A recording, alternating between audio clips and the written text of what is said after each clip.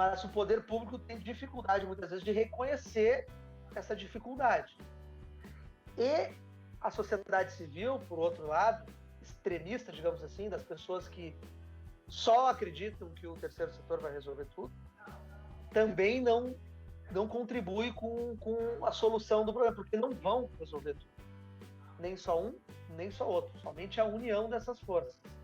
E eu acrescentaria a iniciativa privada aqui, que tem como missão, por existir, algum benefício para o país, seja ele fiscal, né, tributário, de pagamento de impostos, seja ele com as suas fundações e institutos que existem para contribuir também para a transformação social. PodVirts. Juntos por um ciclo virtuoso de conteúdo. O seu podcast de novidades promissoras, iniciativas positivas, ações solidárias e entrevistas inspiradoras. Esse é o PodVirts, o lado bom de tudo. Disponível também em vídeo no canal do R7 no YouTube. É só acessar youtube.com/R7. Eu sou Adriana Amaral e esse episódio começa com uma pergunta. Como levar pessoas em situação de vulnerabilidade social para o empreendedorismo? O nosso convidado tem a resposta, com um besouro. Não inseto, esse é o nome da agência de fomento social que ele fundou.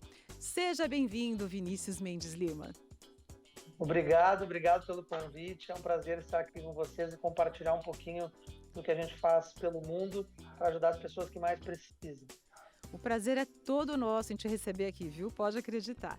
Mas para a gente começar, em primeiro lugar, por que besouro? Não me parece o nome por acaso, é uma casca grossa, é isso? Também. A resiliência do inseto besouro, ela é comum às pessoas que vivem em periferia e conglomerados urbanos que possuem pouca assistência do poder público. Então, basicamente, nós conhecemos os besouros lá da época do Egito, onde eles se alimentavam do que tinham, inclusive dos restos das múmias, passavam por extremo calor, extremo frio, e se a gente procurar hoje aí no jardim da casa de cada um que está nos escutando, nos assistindo, tem algum besouro ali, mas a gente não se dá conta que eles existem, mas eles existem, sobreviveram a tudo isso. E essas características são comuns às pessoas que nasceram nas periferias, assim como eu, e que conseguiram de alguma forma sobreviver a todas as intempéries, não só climáticas como sociais, e hoje conseguem estar aqui junto conosco. Muito legal. E a besouro, ela tem um princípio básico, né, que você criou, chamado by necessity. Qual é esse princípio? Explica pra gente aí no bom português. Bom, empreender no Brasil, em países em desenvolvimento e países em subdesenvolvimento, como se sabe, não é fácil, mas é uma característica, um tipo de empreendedor. Existe um empreendedor por necessidade e por oportunidade. Nesse perfil de país, as pessoas empreendem porque precisam imediatamente gerar renda, e não porque entenderam que existe uma oportunidade de negócio, que o futuro vai trazer essa possibilidade dele começar um empreendimento, e que ele vai ter X anos para planejar e conseguir, de fato, abrir o seu negócio. Não. Nesse perfil de país, as pessoas empreendem de forma imediata, inclusive por este motivo também que a taxa de mortalidade das empresas abertas no Brasil é altíssima, porque não se planeja. Mas essa metodologia que foi desenvolvida há quase 10 anos atrás, no meu estudo de mestrado, e que se transformou numa forma de planejar micro ou nano negócios para pessoas por necessidade, é uma forma que hoje consegue abarcar vários países e milhares de pessoas e, de fato, contribuir para que elas desenvolvam pequenos negócios de uma forma mais assertiva, planejada e que, da mesma forma, gere renda imediata como as pessoas precisam. Quando você fala em por necessidade, me remete a uma coisa que as pessoas por necessidade, elas têm mais coragem, elas se arriscam mais? É uma boa percepção a tua. Em algumas reuniões eu não consigo explicar isso de uma forma que a pessoa entenda imediatamente, mas que bom que tu compreendeu. Exatamente. As pessoas, quando estão passando por algum tipo de necessidade, qualquer que seja, a vontade, a persistência, a resiliência, a energia posta para que aquilo de fato aconteça é maior. E pelo fato de ser maior, faz com que as pessoas desistam com menos frequência, que demorem mais a desistir e que se empenhem para que dê certo. Então, a metodologia que abarca todos os nossos projetos e programas, ela consiste muito nisso que tu falou e por isso por necessidade. Em momentos como esse que a gente está vivendo, a taxa de empreendedorismo aumenta, já que a taxa de desemprego também aumenta. Isso é correto? Sim, é correto. É uma tendência, não só em função do momento que estamos vivendo. O mundo do trabalho ele tem se transformado e as pessoas têm que compreender que elas terão que entregar mais para receber mais. Isso é uma narrativa no mundo seletista, por exemplo, assim, que depende muito do gestor, né? Então, a entrega é por indicador, né? Por resultados, por impacto, e cada área de uma forma, né? Mas, quanto mais a pessoa produzir, mais ela vai receber. E isso é um conceito de prestação de serviço, onde as pessoas têm que se acostumar que o mundo que nós estamos entrando é do prestador de serviço, ou do produtor de poucos produtos, artesanais, menos produzidos em séries e tal. Então, é tendência, não só em função da pandemia, mas sim, mais ainda neste momento, que o mundo vire um mundo totalmente empreendedor, e aí uns por oportunidade, mas a maioria em países como o nosso por necessidade. Vinícius, os jovens são a maioria que empreendem por necessidade?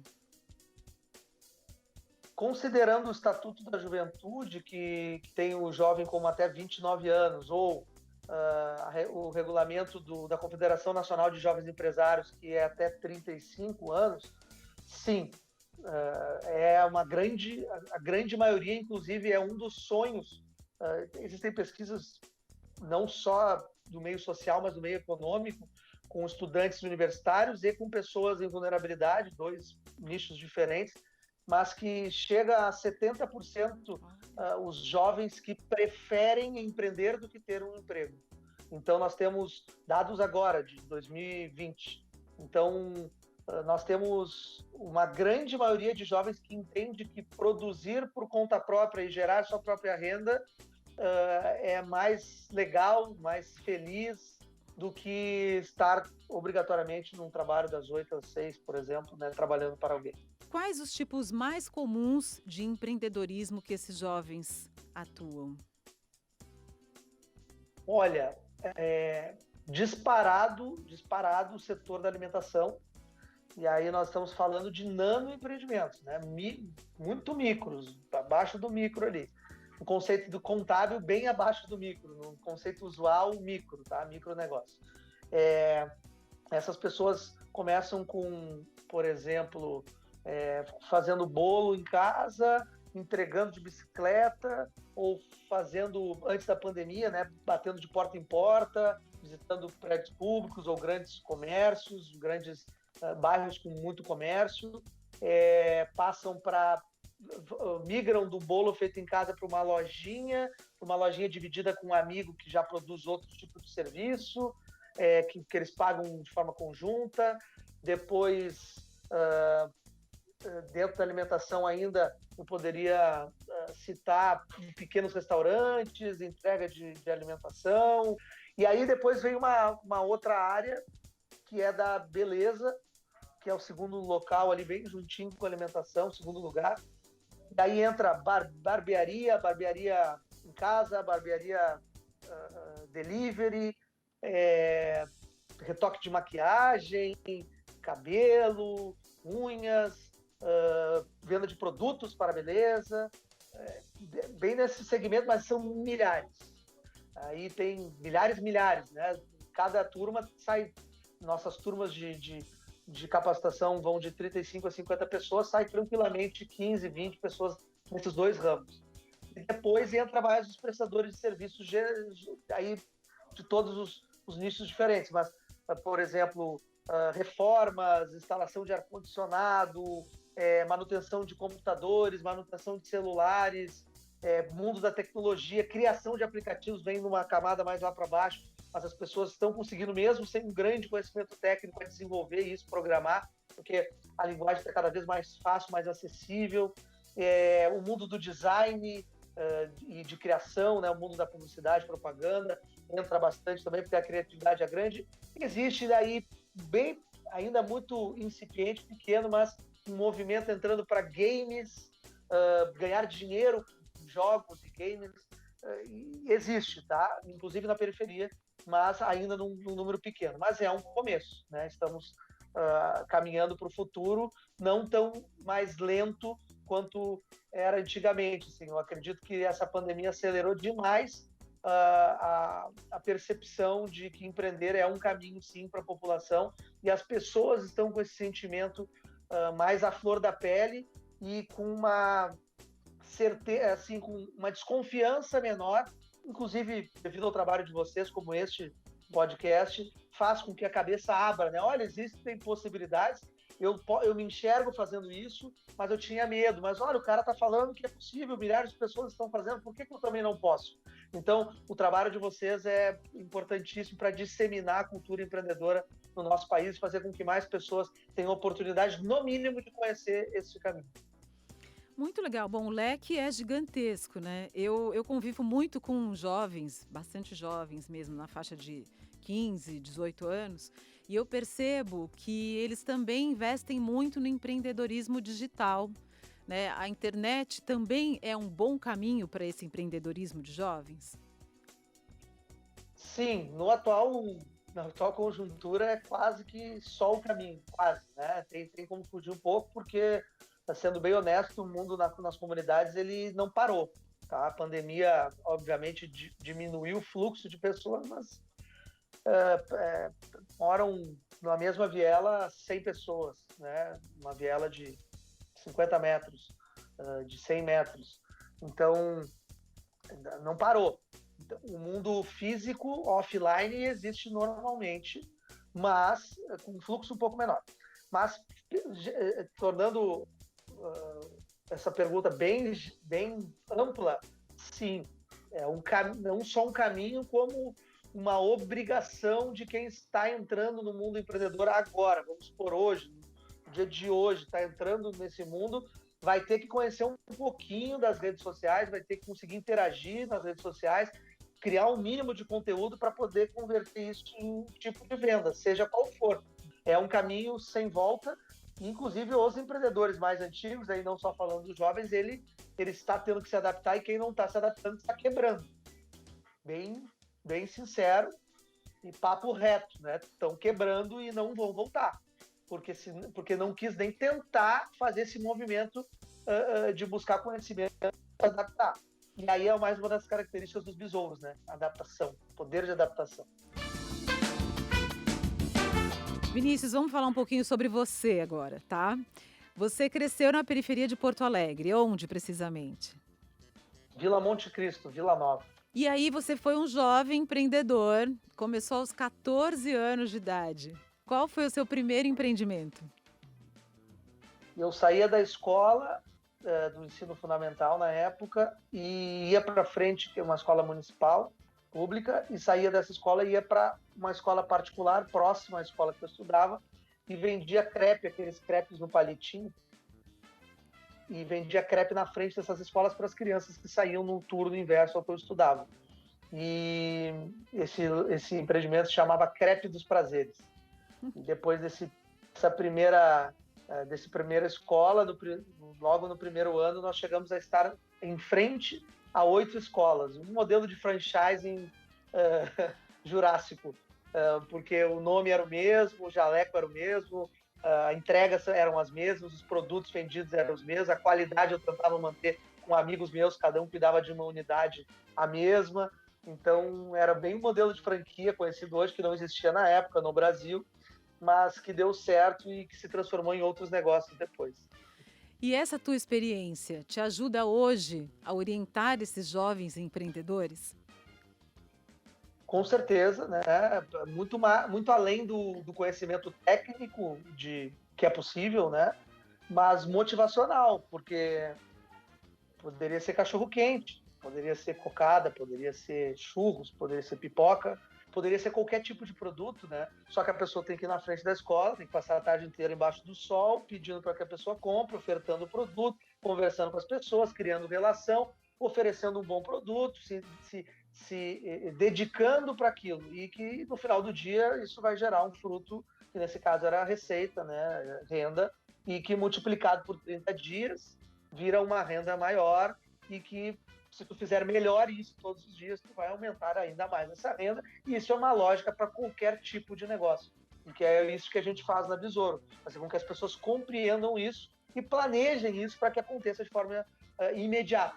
O nosso papo é, cara, se tu não conseguir empreender em até 30 dias, a gente fez o nosso trabalho errado, a gente não fez o que tinha que fazer. Então, tem a questão técnica, sim, mas tem a questão muito mais motivacional, porque as pessoas têm capacidade, sim, todas elas, de empreender por necessidade, mas elas precisam querer e compreender isso que a gente está conversando aqui. E esse lucro que você teve nesse seu primeiro empreendimento foi o que te levou para estudar fora do país? Sim, eu sempre considero a trajetória, é porque a trajetória é toda conectada, né? Se eu não tivesse feito crepe, eu vou tentar resumir aqui a história, senão vai passar a tarde toda, mas se eu não tivesse começado com crepe, gerado aquele lucro, a minha receita, a minha renda mês, que me mantia, mas essa relação que eu criei com essas escolas, na frente dessas escolas, com as pessoas das escolas, os alunos dessas escolas, que tinham uma idade parecida com a minha, essa relação com as pessoas das escolas fez com que eu fizesse formatura dessas escolas e eventos para essas escolas. Essa relação com as escolas que eu fazia eventos de formatura em Porto Alegre fizeram com que eu fizesse no Rio Grande do Sul inteiro. Essa relação com escolas que têm rede em todo o Brasil fizeram com que eu montasse franquias de produtoras de formatura em todo o Brasil, com que fizesse que eu morasse no Rio de Janeiro. Esse dinheiro que eu ganhava fazendo formaturas no Rio de Janeiro e em outros lugares do Brasil fez com que eu conhecesse um outro mundo, que era o mundo da educação no Rio de Janeiro, porque eu conhecia as escolas do Rio de Janeiro. E isso fez com que eu prestasse uma consultoria para um amigo que trabalha com educação em escolas públicas, que já era algo que me encantava, porque eu vinha de escola pública. E aí essa relação de consultoria para o Itaú Unibanco na época, para a MGN Consultoria, de um grande amigo, fez com que eu conhecesse uma necessidade de mais conhecimento. Eu precisei saber, eu consegui entender que eu precisava de mais conhecimento, fez com que eu estudasse fora, chegando ao final da resposta que tu me perguntou. E para onde? Tudo conectado. E para onde você foi? Bom, aí eu fui morar em Londres, morei em Londres por 4 meses, para conhecer e estudar inglês mesmo, que era uma necessidade que eu tinha. Lá eu aproveitei para fazer um curso de gestão e impacto social, porque eu já estava trabalhando nessa área, com as escolas públicas no Rio de Janeiro, então tudo tem conexão. E ali me despertou, cara, eu preciso estudar mais, eu já tinha um MBA, eu já tinha a graduação, e aí que eu resolvi fazer um mestrado, e de lá voltei para o Rio, e do Rio fui para a Argentina, Buenos Aires, onde eu me encontrei. E olha a conexão, eu desci no aeroporto central, por ironia, assim, poderia ter sido no Ezeiza, que é longe da capital, mas eu desci no centro da cidade, passagem mais barata, aquela coisa, né? Todo mundo não tem por que gastar mais, e descia no centro. Desci no centro da cidade, peguei um táxi para ir até o local que eu ia ficar morando, hospedado, e passei por uma vila gigantesca, vila a gente chama aqui em Porto Alegre, mas que é a favela, a comunidade, gigantesca, dentro do carro que eu estava, e eu perguntei pro motorista, cara, que cidade é essa aqui, né? Porque não parava, a cidade era toda igual, toda feita de casebres, não eram casas bonitas, e eu via que eram uma comunidade, né? Bem característico, de tapumes, papelão e tal. Ele falou, não é uma cidade, isso aqui é uma vila chamada Vidia 31. E eu, ok, mas de que cidade? Não, é aqui, Buenos Aires, do lado do aeroporto e do lado do centro da cidade. E eu, não pode, mas é muito grande. Aí eu botei no Google e vi que era a maior favela da Argentina. Eu falei, cara, existe isso aqui também e desse tamanho. E aí eu fui ver que tinham lá cerca de 150 mil pessoas vivendo ali. As comunidades de lá têm o que em comum com as daqui? Tudo. É como se fosse uma réplica, a única... tem duas grandes diferenças. que as nossas comunidades aqui, num geral, não todas, né, mas a gente conhece muito favela em função do Rio de Janeiro, inclusive é um conceito criado no Rio de Janeiro, mas não vou entrar na etnografia e história, mas elas não são íngremes, né, são planas, não estão em cima de morros e picos, elas estão em superfícies planas, todas as comunidades, praticamente todas as comunidades na Argentina, não só esta. E a segunda grande característica, grande diferença, é que 70% da comunidade que vive, das pessoas que vivem nesses conglomerados subnormais na Argentina, não são argentinos, mas no geral é muito parecido.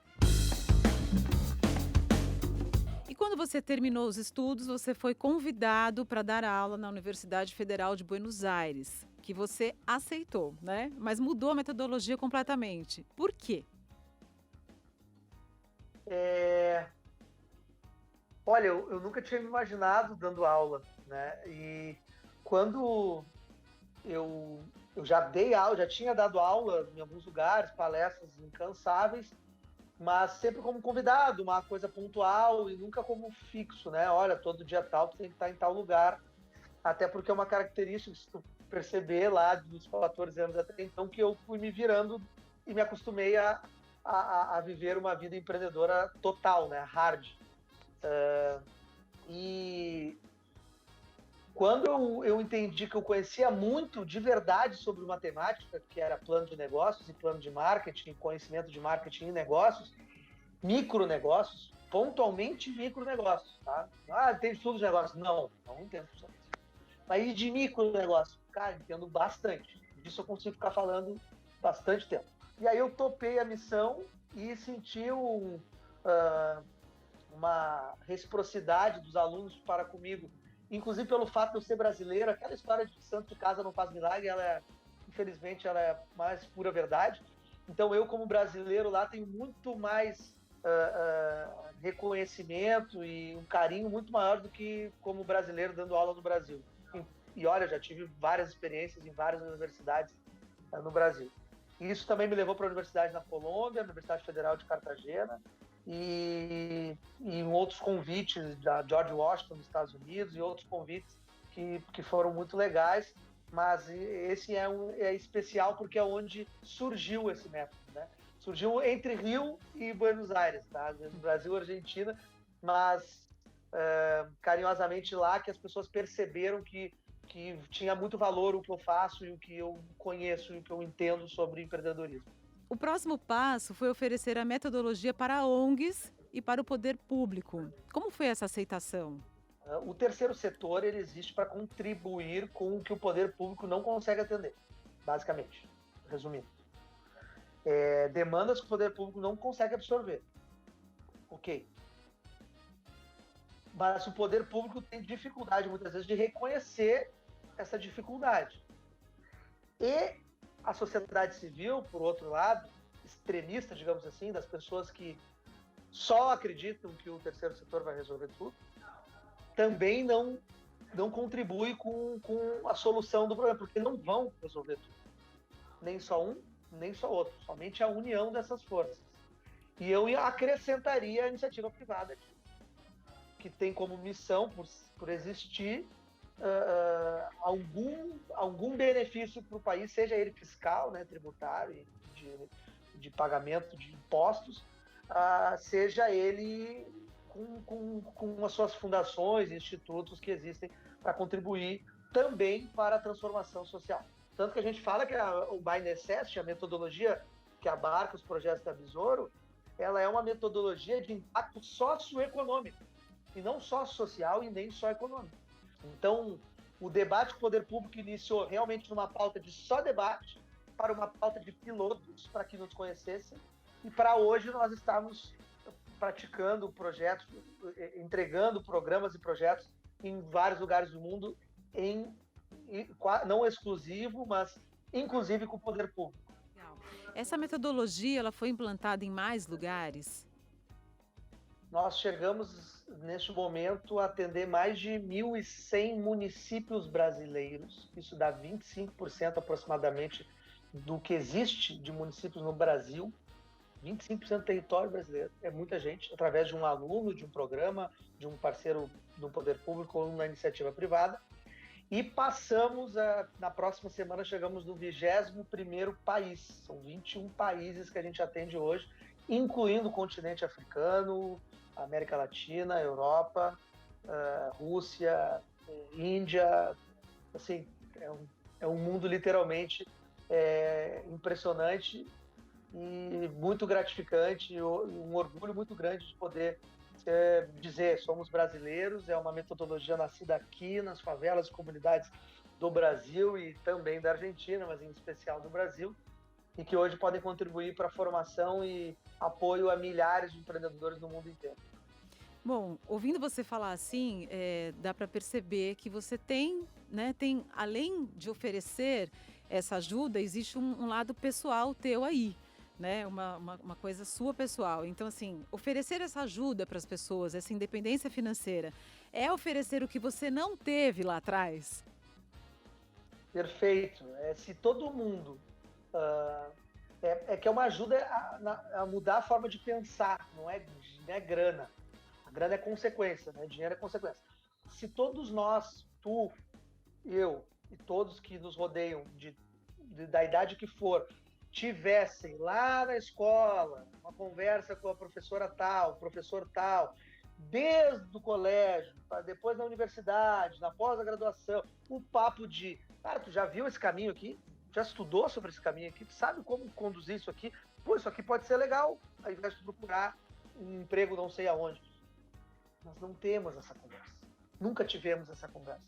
Então, essa conversa, a gente chega atrasado hoje, porque a gente chega na pessoa que já está desempregada, que já terminou o colégio muitas vezes, ou que não concluiu a escola e não pretende concluir, já passou da idade, não quer mais fazer jovens adultos, ensino de jovens adultos, ou não quer só trabalhar para pagar as contas.